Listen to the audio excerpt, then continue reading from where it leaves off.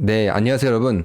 미국이 굉장히 금리를 빠르게 올리고 있습니다. 자이언트 스텝이라고 해가지고 한 번에 0.75%나 올렸는데요. 정말 유례 없이 빨리 올리고 있습니다. 그래프를 딱 보더라도 뭐 거의 수직으로 상승하고 있죠. 주식시장이 연초 대비 거의 한 26%, 뭐 30% 가까이 빠졌습니다. 뭐 우리나라는 더 빠졌죠. 근데 이제 미국은 이렇게 주식시장을 희생해서라도 금리를 올리고 있는데 과연 이게 성공할 수 있을지 한번 생각을 해봤는데요. 다들 이제 부정적인 전망이 굉장히 많더라고요. 하지만 제 생각에는 아슬아슬하게 성공할 수 있을 것 같아요. 아슬아슬하게. 과거 금리 인상했던 시기에 침체가 찾아왔냐 안 찾아왔냐 이걸 한번 찾아보면은 여러분 총 12번의 금리 인상 시기에서 3번은 이제 침체가 찾아오지 않고 그냥 스무스하게 이제 넘어갔고 나머지 8번은 금리 인상 시기에 이제 경제가 조금 위험에 빠졌어요. 우리나라가 아니고 미국을 이야기하는 거예요. 1965년, 1984년, 1994년 이렇게 금리를 인상했어도 물가를 잡고 경기가 침체에 빠지지 않았어요. 금리 인상이 실패했던 적과 성공한 적의 차이가 있겠죠. 그걸 비교를 해서 지금 상황과 대입하면은 조금 예측을 할 수 있어요. 이번 미국의 금리 인상이 실패할지 성공할지. 이 3번의 성공의 공통점이 있어요, 여러분. 사실 금리 인상이 중요한 것도 있지만 금리 인상 이 타이밍도 엄청 중요해요. 그러니까 금리를 조절하는 시기라고 할까요? 그거를 잘 잡는 것도 중요하거든요.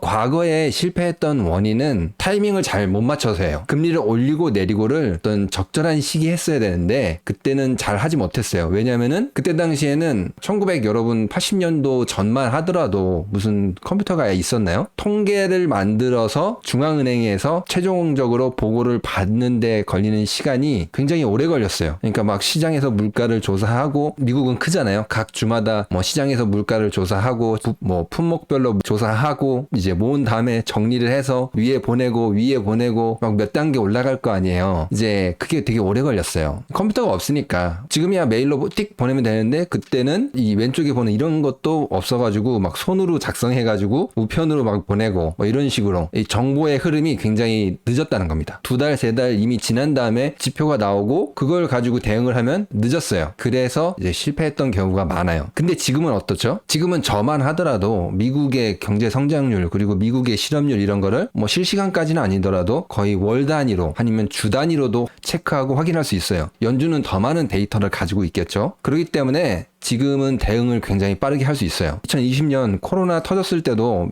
연준이 바로바로 대응했잖아요. 주가가 떨어지고 사람들이 실업률이 갑자기 올라가는 것 같으니까 실업급여 지급하고 뭐 시장에다가 돈을 풀고 이런 식으로 바로바로 대응했잖아요. 그러니까 시장이 바로 반등했죠. 지금도 이 물가도 마찬가지예요. 금방 대응하잖아요.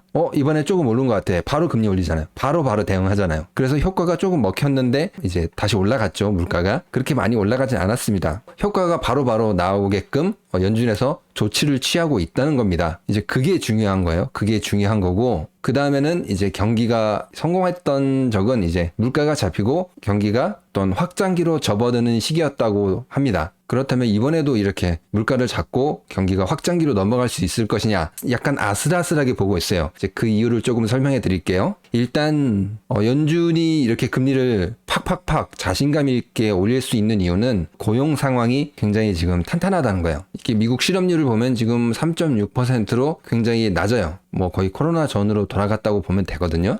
사람들이 금리를 올려도 버틸만 하다는 거예요. 그리고 금리를 올리면 사람들이 부담이 갈 거 아니에요. 그럼에도 불구하고도 지금 임금 상승률이 굉장히 높아요. 보시면은 2022년 3월에는 뭐 11%, 4월에 11% 이런 식으로 임금 인상률이 굉장히 빠르게 올라가고 있어요. 금리가 뭐 올라서 뭐 대출 이자가 부담이 된다고 하더라도 이 사람들은 임금 인상이 빠르게 올라가기 때문에 버틸 수 있다는 거예요. 실업률도 낮고 임금도 빠르게 성장하고 있으니까 금리가 올라서 내가 대출을 못 받거나 있던 대출에서 이자를 좀 더 내야 된다 그런다고 하더라도 버틸 수 있다는 거예요. 물론 소비가 조금 줄어들 수는 있는데 와장창 무너지진 않을 거예요. 우리는 근데 좀 다르죠. 가계부채 있으니까. 이거 우리나라 얘기고 아무튼 미국은 그렇다는 겁니다. 그렇다고 이게 임금 상승률이 화이트 컬러 대학을 졸업하거나 교육받거나 이런 사람들 임금만 많이 오른 건 아니에요. 이제 하급 기술 굳이 뭐 대학을 나오지 않고 뭐 전문 기술이라든지 전문 지식이 없더라도 이런 사람들의 임금도 지금 빠르게 오르고 있어요. 지금 오른쪽 그래프를 보시면 고급 기술을 가진 사람들과 하급 기술을 가진 사람들의 임금 상승률을 비교해 보면은 하급 기술을 가진 사람은 5% 그리고 고급 기술을 가진 사람은 4.6% 상승을 했어요. 오히려 더 조금 하급 기술을 가진 사람들 임금이 더 많이 상승했어요. 그리고 연령대별로 봐도 고르게 상승을 했습니다. 그렇기 때문에 노동시장이 굉장히 강한 거죠. 이 금리 인상을 받아줄 만큼 강하다는 겁니다. 뭐 월가 이런 데에서는 좀 힘들다고 하죠. 더 이상 못 버티겠다. S&P 3000이 마지노선이다. 뭐 이렇게 뭐 발표도 하고 이야기도 하고 그랬는데 아무래도 주식시장이나 이런 자산시장은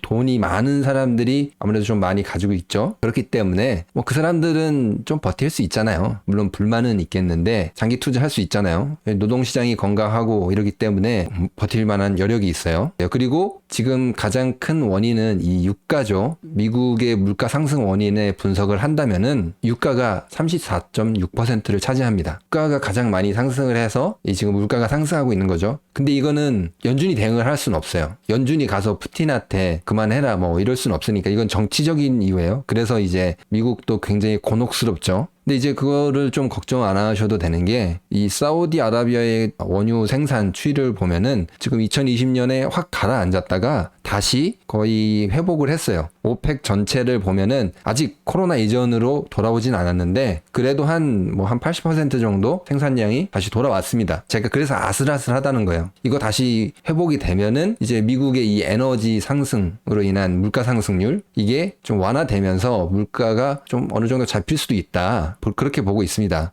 유가가 거의 1배럴에 120달러 갔던 게 지금 다시 100달러대로 떨어졌죠. 근데 100달러도 사실 너무 높아요. 이것도 높은 거예요. 다행히도 그러니까 미국의 석유 수요가 9월부터는 조금 줄어들 거예요. 여름에는 조금 여러분 놀러 다니잖아요. 뭐 이제 차 타고 휴양지도 가고 아니면 여름 휴가도 가고 다들 이제 밖으로 좀 돌아다니는 면도 있어요. 근데 이제 그게 끝나고 이제 9월달이 되고 날이 좀 쌀쌀해지면은 이제 다들 좀 집에 있거나 그러겠죠. 이제 석유 수요가 또 감소한다고 합니다. 이건 계절적인 거라서 지금 이제 9월 될 때까지 뭐 한 2, 3개월 남았죠. 그러니까 지금 아슬아슬하다는 거예요. 지금 이제 조금만 버티면 돼요. 조금만 버티면 수요도 좀 줄어들고 이제 원유 생산도 지금은 제자리를 찾아가고 있거든요. 그래서 이 원유 생산도 찾아오면은 석유 가격이 다시 안정이 되는 거죠. 조금 마지막 터널을 지나고 있다. 라는 걸 설명을 드렸습니다. 하나 더 알아둬야 될 게 마지막 터널이라고 이야기한 이유가 이제 2022년 하반기쯤이 되면은 차량용 반도체가 시장이 많이 풀립니다. 이제 그동안 차량용 반도체 없다. 뭐가 없다 해서 다들 난리였죠. 그래서 자동차 지금 주문하면은 안 오잖아요. 그쵸? 전기차도 주문하면은 뭐 안 온다고 하더라고요.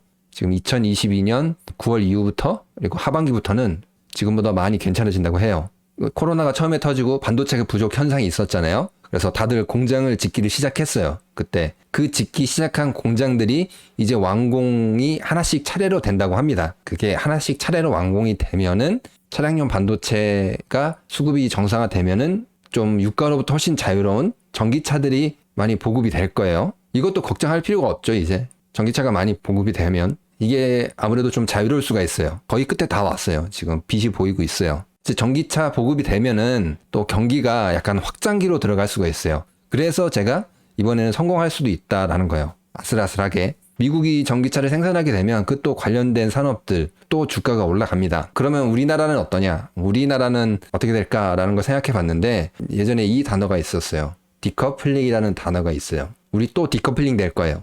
반대로 폭락할 것 같아요. 지금 이대로 가면은 왜 그렇게 되는지 그것에 대해서는 이제 다음 영상, 이제 다른 영상에서 또 설명해 드리도록 하겠습니다. 오늘 영상은 여기까지 하도록 하겠습니다. 이제 구독과 좋아요, 알람 설정은 영상을 만드는데 많은 힘이 됩니다. 감사합니다.